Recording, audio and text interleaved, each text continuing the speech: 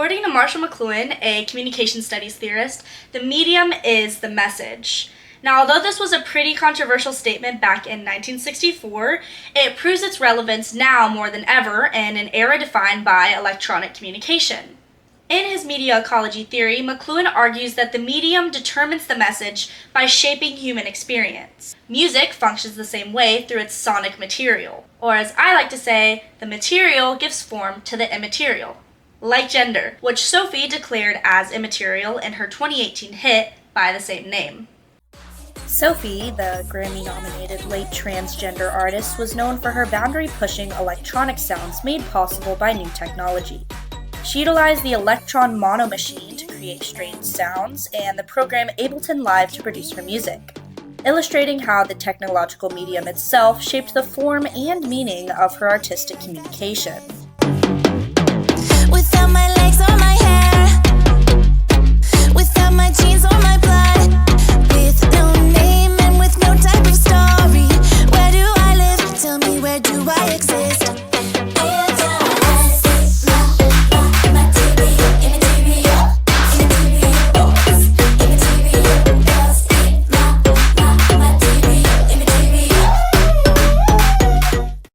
Now back in the day, aka 2018, that was called PC music. Beautiful.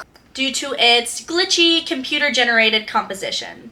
But Sophie eventually became known as a hyperpop artist because of a 2020 Spotify album that dubbed the new genre and started an entire countercultural movement. And guess where it started? Online. I just had a bunch of internet friends. I mean, like, you know, and I was already spending all day on the internet. The internet was kind of like the only outlet I had, really. Everybody kind of felt that way in like 2020. Yeah. And that's kind of when everything started to explode. So I was like, okay. In a media ecological sense, the internet allowed studios to become bedrooms and stages simultaneously.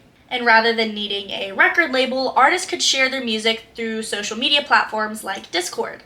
I got into music during COVID times and using Discord to like meet all these kids that were making music, and we're all just like friends. The music community has been on the internet since the internet started. Forums, chat rooms, now it's Discord. That's the final evolution in my opinion. I would say the entire underground utilizes Discord. It's so active right now. It just builds a community above everything. It's been really cool to see Discord kids make like main stage. There's passion on Discord that you're not gonna find anywhere else. I've made so many friends on Discord. I learned about music through Discord. Discord. I'm really glad I met them through, the internet. In communication theorist Eilis and Bernal's terms, this increases the rate of information flow. So basically, ideas, sounds, and aesthetics can travel faster than ever via the internet, collapsing the distance between the artist and the listener. The result of this is an inclusive genre where fans can become creators, and friendships and collaborations can form all via the internet.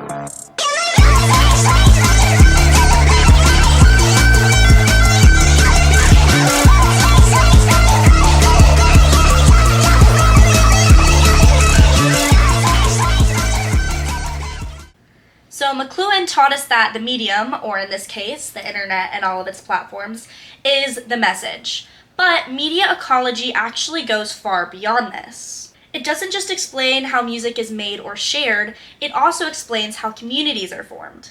These digital ecosystems allow counterpublics to emerge, aka parallel spaces where marginalized groups can express themselves outside of the norms of the mainstream.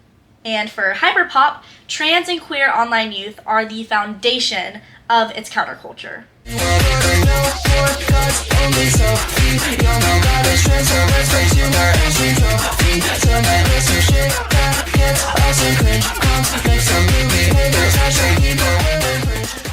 Now that was Food House, composed of trans artist Fraxium and non-binary artist Guppy. But there's more. Sophie, trans. Jane Remover, trans. Laura Les from 100 Gex, trans. Dorian Electra, trans. Underscores, trans. Kim Petras, trans. Angel Prost from Frost Children, trans. And those are just some of the most prominent voices in hyperpop.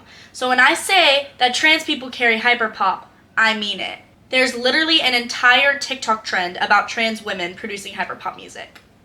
Time is our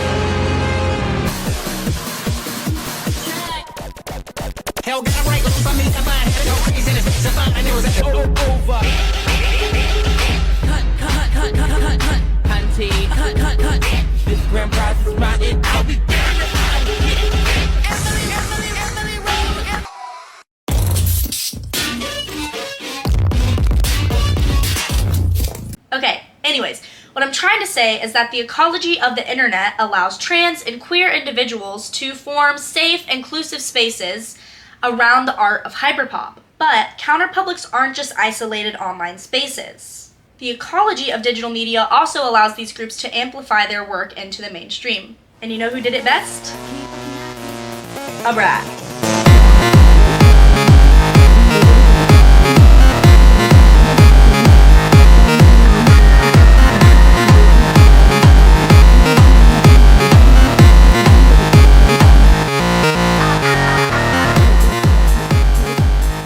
As a straight ally and former collaborator of SOPHIE, Charli XCX has translated the sounds of hyperpop into the mainstream. This brings wider recognition to the genre while remaining closely linked to the trans and queer communities that built it.